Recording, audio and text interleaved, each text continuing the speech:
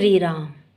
साधक हो, सध्या आपण श्री ब्रह्मचैतन्य गोंदवलेकर महाराज यांचे थोर शिष्य परमपूज्य श्री तात्यासाहेब केतकर यांच्या मुखातून श्री महाराजांचा वाणीरूप आविष्कार कसा होत असे याविषयी माहिती घेत आहोत.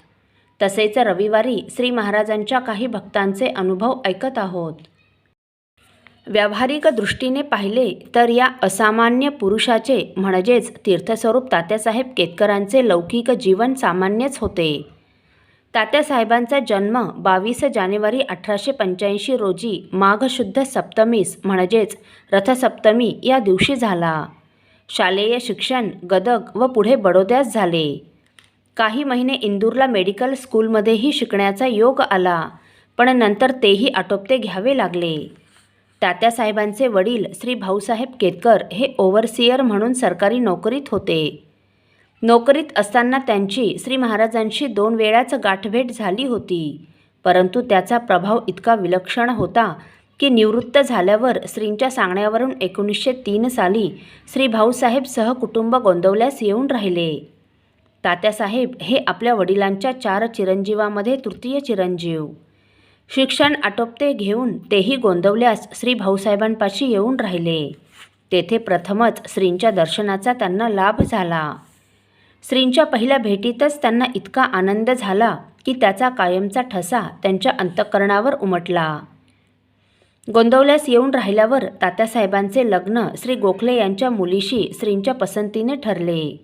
9 मार्च 1904 रोजी आधी ठरलेल्या गोरज मुहूर्ताऐवजी अकल्पित रीतीने रात्री 12च्या सुमारास श्रींनी मोठ्या कौतुकाने लग्न लावून दिले. लग्नानंतर केतकर मंडळी श्रींच्या बरोबर काशीयात्रेस गेली. वाटेत हरदा येथे मुक्काम असताना श्रींनी तात्यासाहेब व त्यांच्या पत्नीकडून 13 कोटी जपाचा संकल्प सोडवला. पुढे काशीयात्रेहून गोंदवल्यास परत आल्यावर तात्यासाहेबांना माळशिरस येथे PWD खात्यात नोकरी मिळाली. तेथे 3 वर्षे काम केल्यावर 1917 साली तात्यासाहेबांना मिलिटरी अकाउंट्सच्या ऑफिसमध्ये नोकरी मिळाली. तेथे 31 वर्षे नोकरी करून 1948 साली पेन्शन घेऊन निवृत्त झाले.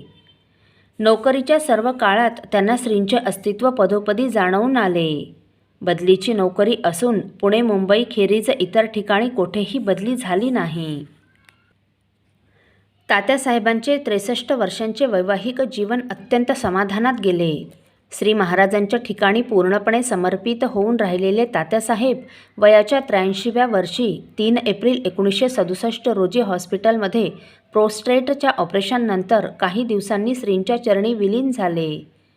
श्रींवरील असीम श्रद्धेमुळेच तात्यासाहेबांच्या वाढत्या प्रपंचाची सर्व जबाबदारी त्यांच्या पत्नीने खंबीरपणे सांभाळली व श्रींचे नाव पुढे करून आपण पडद्याआड राहिल्या. त्यांनी तात्यासाहेबांच्या नंतर सुमारे 2 वर्षांनी आपला देह ठेवला. तात्यासाहेबांचे व्यक्तिमत्व अत्यंत शांत व प्रसन्न असे. त्यांना पाहिल्याबरोबरच लोकांना त्यांच्याबद्दल एक प्रकारची आपुलकी वाटे. त्यांचा वेश अगदी साधा असे. धोतर, शर्ट, कोट व तपकिरी रंगाची टोपी या वेशानेच ते ऑफिसमध्ये जात. इतर वेळी धोतर व झब्बा घालीत. जपाची माळ व रुमाल नेहमी त्यांच्याजवळ असे. कधीकधी ते लोकरीची शाल व काठी जवळ बाळगीत. बुद्धिबळ, बिझिक इत्यादी विविध प्रकारचे खेळ खेळण्यात व पाहण्यात त्यांना रस असे. त्यांना पोहण्याचीही आवड होती. मराठी साहित्यातील स्वामी, दुर्दम्य, अपूर्वाई ही पुस्तके त्यांनी वाचली होती. तुझे आहे तुझपाशी, रायगडाला जेव्हा जाग येते, तो मी नव्हेच ही नाटके त्यांनी पाहिली होती. बाळशास्त्री हरदास यांची व्याख्याने त्यांनी ऐकली. तसेच निजामपूरकर बुवा यांची कीर्तनेही ऐकली. तात्यासाहेबांचे नातेवाईक बरेच होते. त्यात सर्व प्रकारच्या तऱ्हा होत्या. पण तो आपल्याशी कसा वागला इकडे लक्ष न देता तात्यासाहेब प्रत्येकाशी प्रेमाने वागत. त्याच्याशी आपले कर्तव्य काय आहे हे ध्यानात ठेवून ते प्रत्येकाशी तसे वागले. त्यामुळे त्यांना सर्व प्रकारे झीज सोसावी लागली हे जरी खरे तरी कर्तव्याने वागण्याचे समाधान त्यांना मिळाले. व्यक्ती लहान असो की मोठी असो, स्त्री असो की पुरुष असो, प्रत्येकाला तात्यासाहेब मान व महत्त्व देऊन वागत.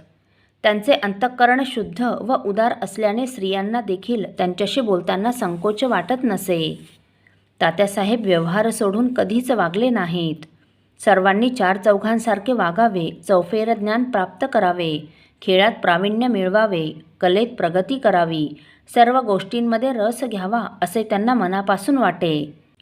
ते स्वतः स्वच्छतेचे, टापटिपीचे व शिस्तीचे भोक्ते होते, पण त्यांनी कशाचाही अतिरेक केला नाही. प्रपंच टाकून व्यवहाराच्या विरुद्ध वागणे त्यांना आवडत नसे. धर्माचे सर्वच आचरण आजच्या बदलत्या परिस्थितीत शक्य होईल असे नाही, म्हणून होईल तितके शास्त्र सांभाळावे हे श्रींचे म्हणणे तात्यासाहेबांना फार आवडे व त्याप्रमाणे ते वागत. वेळेप्रसंगी जरूर असेल तर त्यात मुरड घालून मार्ग काढीत. त्यांच्या घरी सकाळ संध्याकाळ सद्गुरूंची यथासांग पूजा अर्चा चालत असे. साधक हो, आईच्या खांद्यावर बसलेले मूल विनाकष्ट प्रवास करते, त्याप्रमाणे श्रींच्या भरोशावर परमपूज्य श्री तात्यासाहेबांनी आपले सबंध जीवन घालवले.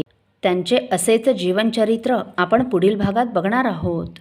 श्रीराम समर्थ.